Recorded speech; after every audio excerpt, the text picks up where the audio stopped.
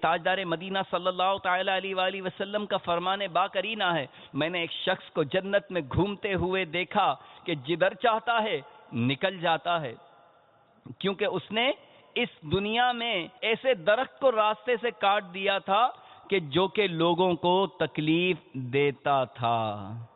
تو جو مسلمانوں کی تکلیف کا باعث بنے ایسے درخت کو اس نے کاٹ دیا، تو اس کو جنت میں گھومنا پھرنا نصیب ہوا۔ تو اے میرے میٹھے میٹھے اسلامی بھائیوں، ہماری زندگی میں بھی ایسے کئی لمحات، ایسے کئی مواقع آتے ہیں کہ ہم اپنے مسلمان بھائیوں سے تکلیف دور کر سکتے ہیں، بلکہ ہمارا تو حال بڑا عجیب ہے، ہم تکلیف تو کیا دور کریں، ہم الٹا مسلمانوں کو تکلیفیں پہنچاتے ہیں۔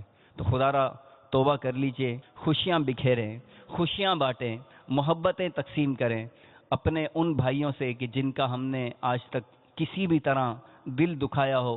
مرنے سے پہلے ان سے معافی مانگ لیں، اور مرنے کا وقت ہمیں نہیں معلوم کہ ہماری موت کب آئے گی۔